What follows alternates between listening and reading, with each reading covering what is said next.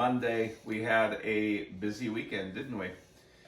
Boy, the whole country is kind of going a little crazy, and I hope I can give you a little bit of time here to enjoy some food, and I'll try, maybe I can bring some fun and jokes to it, but welcome. My name's George Geary, and I've been doing this for over 2 months now. We're going on to 2 months, and we meet up at 6:30 every night, and I bank these over on YouTube so you can see them over there.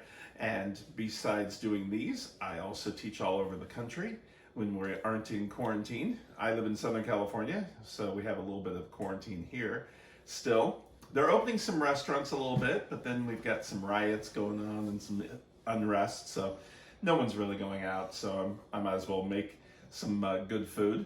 But I also own a tour company. I take people on food adventures all over Europe, and we've got some room for next year. I've had a number of people ask me about next year, and I'm sure we'll be traveling next year because I have a lot of travel certificates now because I had to cancel a lot of work. And I also work at CBS in San Diego, do morning shows there, and Hallmark. I do some home and family stuff and do stuff from home. Also, I write a bunch of books. So my next book will be out in March of 2021, all about California. It's called Made in California.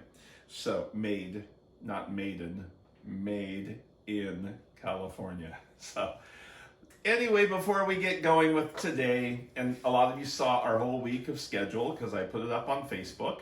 And if you've missed any of the other shows, go back and look at them. But we have to welcome Neil because he's going to be our camera guy. And Neil, let me see your thumb. Is it red? No, it looked like you'd already been helping with the beets. That's our next dish. Today we're doing two things. A little involved in time, but hey, you don't have much to do anyway, so you might as well do it. You can also do this in a slow cooker, so it tells you on the instructions. If you want any of the recipes, go to my website, georgegeary.com, go under blog, and the recipes are up probably about an hour after the show is up. So we're doing pulled pork and cheese empanadas first. So we're gonna make the meat, and then after the meat, we're gonna take the meat and put it in with the cheese and make a mixture, and then we're gonna make the dough for the empanadas, and we'll form those up. We've got that. That takes a little time, but it's a lot of fun to sit there and talk with somebody while you're doing it. And then the second dish is garlic roasted, colorful rooted vegetables. Roasted rooted vegetables. And I've been getting my produce lately from Farm to Table, it's called, and I will give you a link. In fact, there's a discount coupon I found out that I refer people and you get a little discount. And some of the greatest produce we've been getting in the past 2 months. So I'll be showing you some of that. We've got, they had Easter egg radishes that are really colorful and really cool. So I put those into this root vegetable dish. We made this a couple weeks ago and I didn't do it on air. And it's just so tasty. If you can't get your kids to eat vegetables, you probably will if you don't let them watch you preparing it. Because beets are probably some of the most ugly vegetables. And when you peel them and chop them up, the redness comes out and it looks like you killed somebody. But you're okay. So don't let the kids see that part. They'll eat it. So anyway, we're gonna do pulled pork. I'm gonna make the pulled pork first. And you can, if you don't want to do this whole thing, if you go to Trader Joe's, and I remember when I first started teaching back in the 80s, Trader Joe's was only in 5 locations in Southern California. Now they're nationwide. But they have this meat that's a pulled pork carnita that you can take and throw it into the microwave for 3-4 minutes, and it's already done because it's already cooked. And you can bypass all this if you want, or just do what I'm doing, do it my way. We're gonna do the whole thing, which we've got, this is the filling. So first we've got a bunch of dry ingredients and we make a paste. We start out with about a 3 to 4 pound pork shoulder. And I had to clean this up, it came right there. So I'm gonna put some just like that. Okay, so we unwrap it, and you're just going to take and dry it up a little bit, your pork, just like that, and set that just off to the side, because what we're going to do is prepare our stock pot that can go into the oven. So we're going to just take some onions that have been cut up, put those on the bottom, and those are going to sit with our meat on top of that. Okay, so that's how we do that. Now we're going to make a paste that's going to go on that. So we're going to start with, it looks like a lot, but it's paprika, got salt, black pepper, cayenne pepper, we've got let's see, garlic powder, we've got some dry thyme, bunch of dry stuff. But before we put any liquid in, we're going to just blend this up a little bit. And this is kind of like our own spice mixture. Then we want this to go all over that. So what we're going to do is take some vinegar to make a paste, some water, some oil, canola oil, and then we're going to put some honey in this. And this paste will go all over the pork. So let me put that in. Now we're going to put this on top, and Neil can do a close-up of it. And we'll put a little bit of water on the bottom of our stock pot, just like that. And you can see the marbling looks really nice in this pork because it will shred with 2 forks when it comes out. Then we're going to put this on top. We want to make sure you've got it all over the place. The last part is a little thicker. Just like that. Okay, we're going to put this into the oven with the lid on it, and we'll be right back. And it takes about, let's see, I think, I gotta look so I don't tell you. It takes over an hour.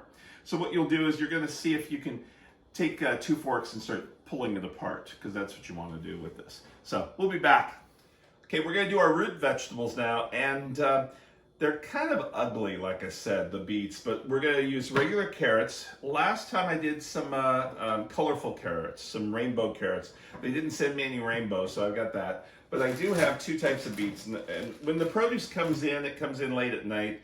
I cut all the stems off and try to get some of the dirt off. So there might be dirt left. But here are those ugly beets.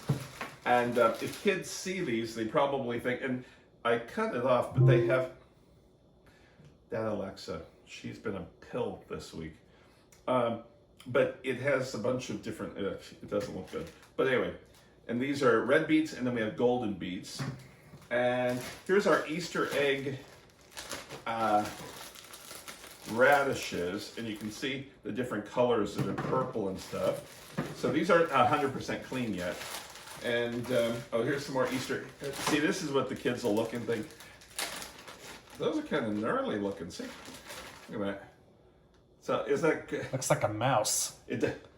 You know. So we're gonna clean all these up, and what the key to roasting vegetables is to make sure the density is about the same. The beets are a little bit strong, heavier. So what you're going to do is cut them a little smaller. You want them all to be about the same size. And here's some onions that I got from the produce box also. So I mentioned last week the produce, when it comes in, there's dirt on things. It looks like it came right from the produce stand itself. And you get to pick what you want. So that's why I picked more beets, because I wanted to show this tonight. A couple weeks ago when we did that Caesar salad, I made sure I used beautiful leaves of the large romaine. So that's what we did. So I'm going to clean these all up, and we will take care of that. We'll be right back.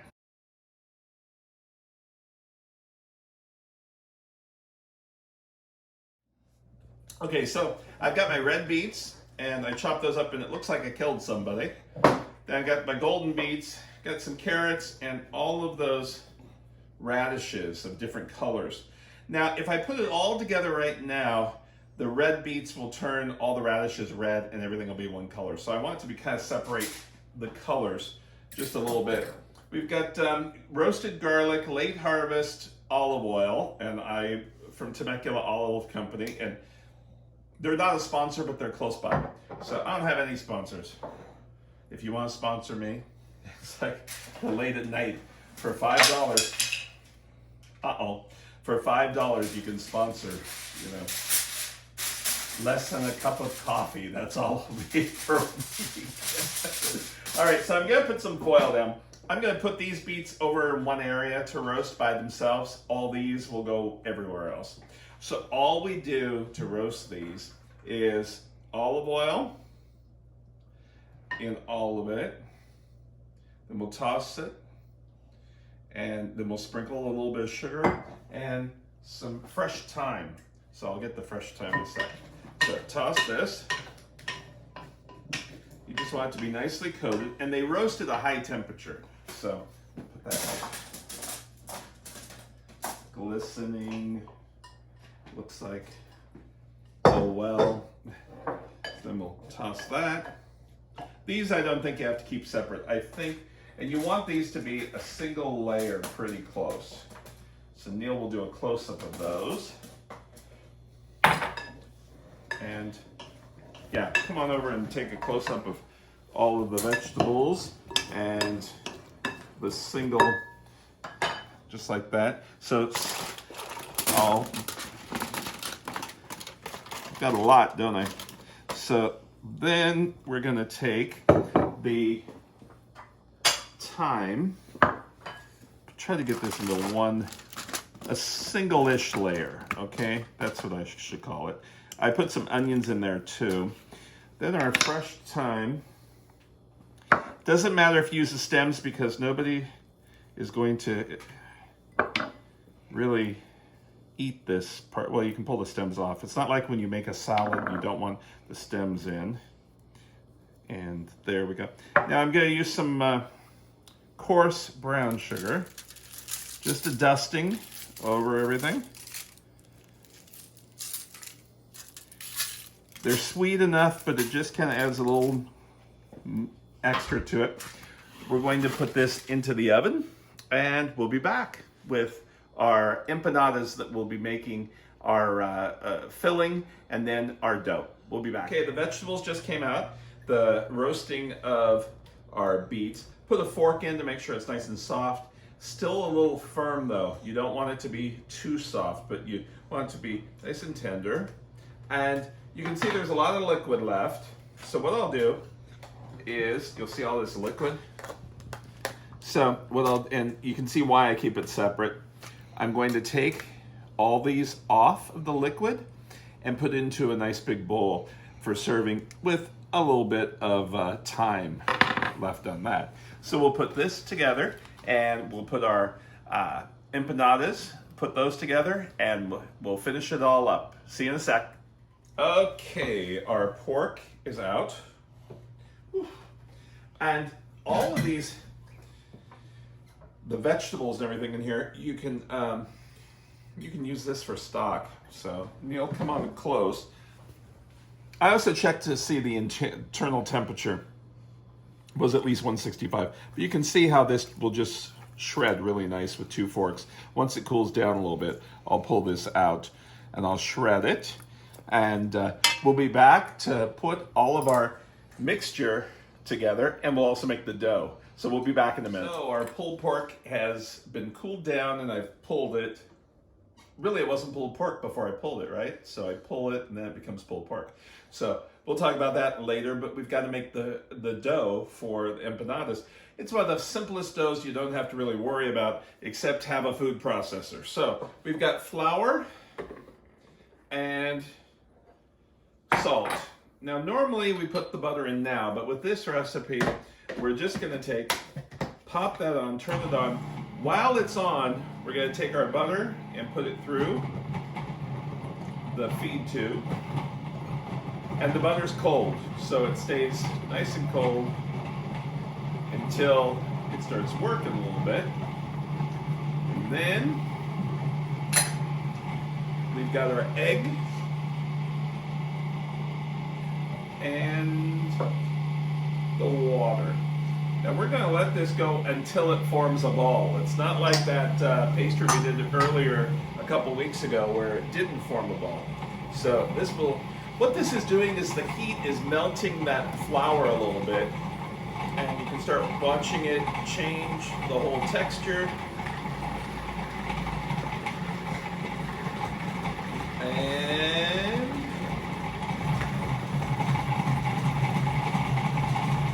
it forms a ball. So this one is perfect like that. So there is our empanada dough. And this isn't like, it's flaky, but it's not like the pastry that we really worry about. So I'll put this into a flat surface, and I'll put this in the fridge, and we'll be right back. Okay, so our dough, we refrigerate it for about 20 minutes. This I left in for a little longer, so I'm gonna let that sit there while I make my filling, which it's the pulled pork that I just took 2 forks. You can also do this in the food processor if you want. Just take it and do the pulse, but I feel I want a little stringiness. We've got mozzarella cheese, and this isn't the whole pulled pork, just letting you know I'm not using it all at this point. I put some in the freezer, or the mixture. And onions, we're gonna blend that up. We've got a little bit of chili powder, and we've got some green chilies. Now, I saved some of the liquid that it was cooked in just in case if this is too dry. A little salt, a little bit of chilies, or if you have some fresh chilies, you can use that. Blend that up. We don't want this really wet, but we don't want it really dry either. So it's you kind of get used to the mixture. I'll just take a few tablespoons. Sometimes the meat dries out when you've pulled it all apart, so. But this, and then we'll have our root vegetables. Now I'm gonna make little small, this will make enough for about 12. The whole recipe probably does about 36 of them. So we'll put that off to the side. Oh, and the other thing I found in my drawer that I used, some will make their own circle and then press them themselves, like a little meat pie thing. But this was in my drawer, and I've used this before. This side is the cutter, and then you take the piece of dough, and there it goes. We'll see how that works. And here's our dough. It's very forgiving. It's not like our other doughs that we've worked with. And our rolling pin. And I always get the question, how much do you roll this out? I say until, whoop, don't need that to go across the room. You roll it until you think it's thin enough. I can't tell you, because if I tell you the exact thickness, you don't have anything to measure. So I just like that. Does that make sense? Just roll it out. Here's our little, now, when you cut this, pull it up, see? Oop. So this might be a little too thick. I'll check it with the first one. So what you do is you turn it upside down, do that, get a little tablespoon of our mixture. You don't want to overfill the mixture, because if you overfill, then it just starts coming out. Just like that, press it down. Press it.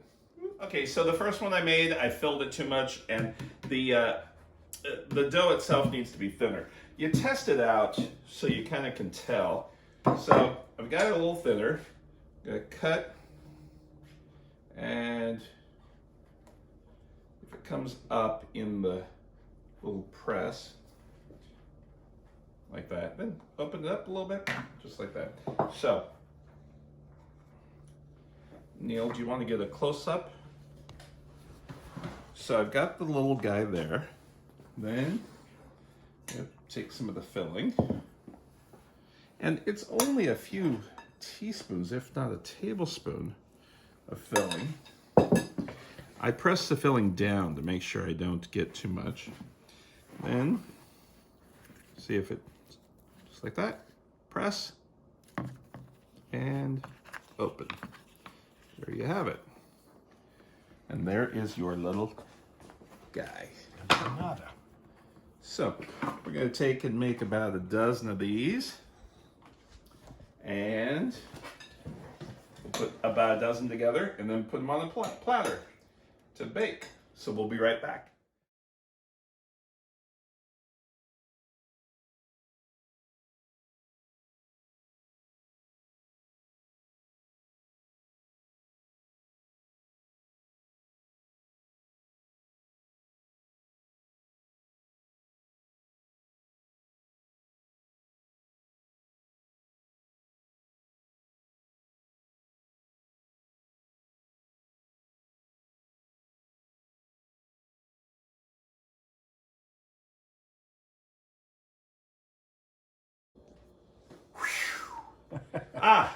Okay. So I made a dozen, and make sure the dough is thin enough. You'll be able to tell if you're using that. I really should probably make one without, oh, I already took the dough. Okay, let me show you how you do it without one of those little press things. You're gonna take your dough, and the dough, like I said, is almost like tortilla dough. It's very forgiving. So you'll just try to get it into a circle. You can take a cutter and make it circle. You'll take some of the mixture, put it in the dead center, put it together in a half moon. You start on one side and then the other side, and meet at the top to make a dumpling, and you pinch it. There you go, just like that. So pretty close to the little machine. And, or you can take, don't have one close by, a fork, and just use the fork tines to make a little decoration. So I'm going to take some egg and brush a little bit. It goes in the oven for 375, about 20 minutes. Everything's already cooked. The cheese will melt. And what I do is I make these ahead just at this point. Take this whole tray at this point, throw it in the freezer. Then, after they're rock solid, about 24 hours, I put them into a Ziploc bag and then pop them out when I need them. So there we go. We will be back when they come out of the oven to serve these and our root vegetables. Take care. Okay, the empanadas came out. A few do break once in a while. That means you get to eat those and there's no calories. So we have our empanadas and we have our roasted vegetables. And Neil, you want to do a close-up of that? And these are hot, but let me break one open and show you what they look like. Whew. See all the goodness. Ah! Yum. I was told that I have asbestos fingers because when I was in pastry school and I had to do the donut department, I was able to flip the donuts while they were really, really hot still out of the oil. So that didn't hurt, but I was able to take care of it. I'd like to thank you so much for joining us today. I know the whole world is in turmoil, but we will get through it. And check on your neighbors. Some places have times and curfews, and we just got one tonight. So 6 o'clock, was it, Neil? Oh, glad I got food. So anyway, check on your neighbors and your loved ones, and thanks so much. We'll see you tomorrow. Take care. Bye.